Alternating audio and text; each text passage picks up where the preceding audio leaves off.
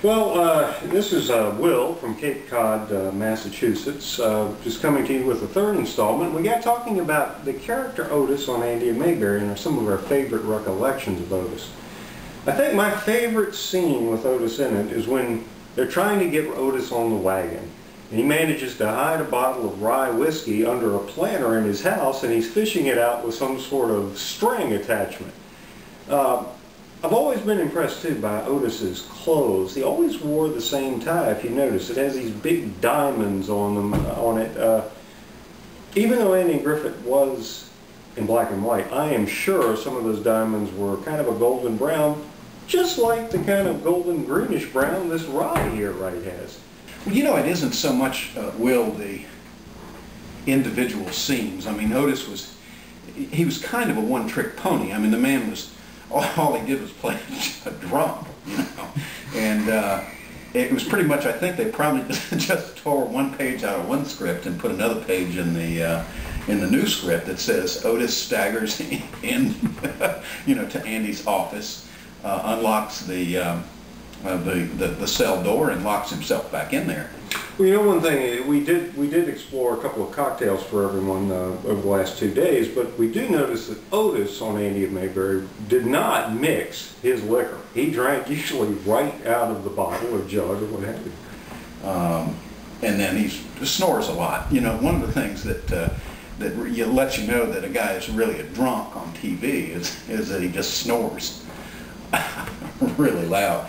But you know, thinking about the Andy Griffith show, there was a lot of drinking on Andy Griffith, much of it illicit. Think about it. You had the Moonshiner family that lived up in the hills. You had Ernest T. Bass. In fact, there was a famous show when Opie herself got bamboozled by a snake oil salesman and sold her some medicine for her rheumatism, and it was actually liquor. And Andy called them at home, she and the Garden Club ladies drinking. If you take a look at the I Love Lucy show with the Vita Vita Vegemin deal, where she gets on there and she's drinking that tonic, you know, the Vita Vita Vegemin. And of course she gets drunker and drunker and drunker, and you always hear that same woman in the audience say, "Oh no!" Compare those two shows. Now, Andy Griffith's show was an honest portrayal of small town America, again, with your moonshiners and your snake oil salesmen. One thing I never really bought into I Love Lucy was the fact that Fred Mertz never drank. Now, you know he drank. But Otis, to me, you know, is a metaphor, in my opinion, for the ne'er-do-wells in society. You know, I mean, it goes beyond the notion of, you know, being a drunk. He drank in real life. He drank probably on the set. And he would sure be drinking in that apartment building he owns because he's married to Ethel. Well, they're going to all laugh, you know, say, "Oh no!" That's always in the audience. You know, that one woman is in that audience every time. And just before Lucy does something, like when she was putting all that chocolate in her mouth, "Oh no!" That same woman said the same thing. And now I can understand Ricky not drinking because he's working at the nightclub every night and he's around liquor all the time, so he's probably lost his club. To being the happy ne'er-do-wells in society, and where would we be if we didn't have the happy-go-lucky gay ne'er-do-wells in a small town like Mayberry? But Fred, I just don't get. I don't buy it. Unbelievable. That's why I'm sticking with Otis. You know, the drunk shtick has been around for a long time.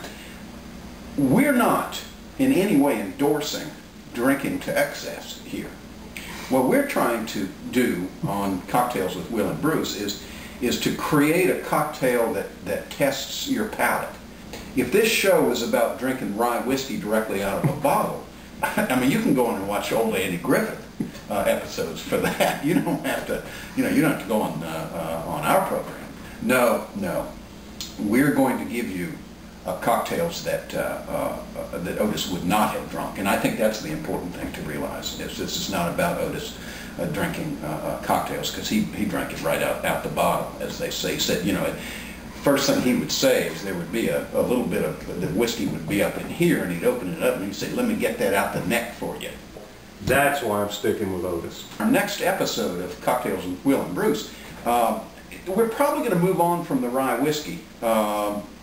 But we are definitely going to continue to use liquors that certain people, characters, drink directly from the bottle. You'll always get that.